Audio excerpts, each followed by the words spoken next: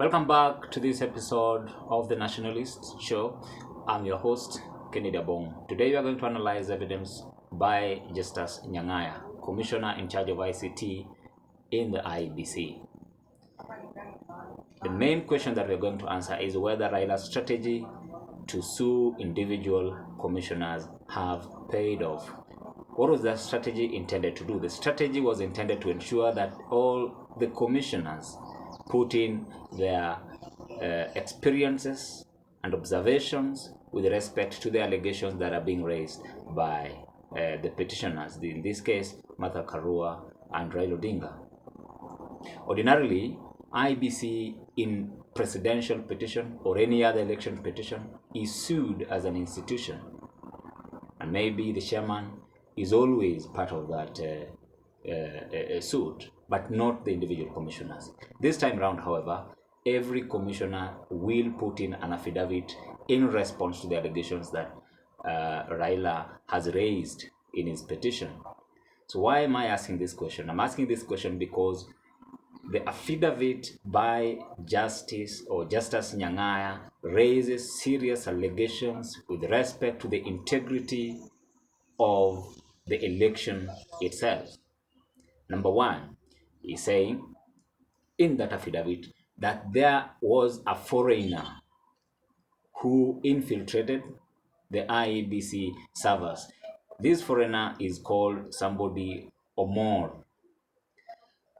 This person was given access as far back as June, and he claims in that affidavit that the person continued to have access of the IEBC servers even after the declaration of the presidential results. This is a very serious allegation because then it goes to the integrity of the electoral system itself. The issue before court is the issue of transmission, that the elections, that the results that came from the polling station were interfered with. Could this be true? This is a bit of evidence that could explain that there was some sort of interference when these results were uploaded to IEBC portal. So he's saying with respect to that particular foreigner that when these forms came from polling station, upon being uploaded, they were downloaded and then uploaded afresh. Essentially, he's saying that there could have been some sort of replacement of forms with forms that favored Deputy President Ruto. So this, as you know, is just a mere allegation. And the fact, however, that they come from a commissioner who is in charge of ICT makes them very, very serious allegation. Another allegation that is making in that affidavit is that over 300 people were given access to the servers, and these 300 people, none of the commissioners know them. The only person who knows them is the chairman, Chebukati. That is an allegation that is making in his affidavit. And again, I would constantly remind you that the fact that such an allegation is coming from a commissioner of the IEBC makes it serious allegation and raises questions as to the integrity of the 2022 presidential elections. It goes further to mention a few people by name, I think 3 Kenyans, who he mentions by name, who were also given access to IEBC servers. So why is this important to Raila Odinga? This is important to Raila Odinga because in his petition, he is claiming that there was access by third parties. And these third parties interfered with the results. And that these third parties were in concert or working together with the chairman himself. Indeed, if you read further of what Justus Nyang'aya is saying in his affidavit, he's saying that as a person in charge or as a commissioner in charge of ICT department, he was supposed to have full control. However, the chairman relegated him to dealing with issues of protocol. He transferred all his functions to junior IEBC officials to deal with, and therefore we did not know so much that was going in his own department because the chairman essentially blocked him from working. Again, that is a very serious allegation that impact, if proved, the integrity of the election and greatly benefit Raila Odinga, strengthens his case of saying, or allegation of saying, that the systems of the IEBC were infiltrated. Having said those, in as far as those allegations are serious, in as far as those allegations raises questions as to whether the integrity of the election was compromised or not, there is another question that we also have to ask objectively.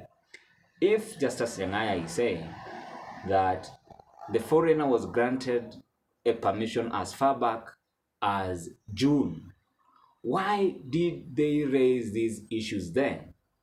There were reports sometimes in June, May, that the commissioners were actually not working together. All these commissioners came out and reiterated and showed the nation that they were in one accord. So some of these questions may rise in the Supreme Court. Why did Justice Nyang'aya, who knew that some foreigner had access back then, did not either report it? If he did report it, maybe we should have that report also brought to the Supreme Court so that the Supreme Court can also assess the nature of that report, if at all. However, the fact that they remained and worked together until the point or until the last day of announcing the presidential results raises a lot of questions and casts doubt on the affidavit or the veracity or truthfulness of what he's saying in his affidavit. And I think that would be further to the other side. They would really pick him on that, asking, why did you come out earlier? You knew all these things, you knew all these things were happening, you are the commissioner in charge of ICT, you failed to inform the nation as a citizen and a good citizen. Why did you not come out earlier? These are questions that would arise, but from where I stand, I feel the affidavit by Justus Nyang'aya strengthens Raila Odinga's case against IEBC. What has Raila done? Raila has decided to take bees and hit them in IEBC. So they are fighting amongst themselves, unable to defend the win of William Ruto.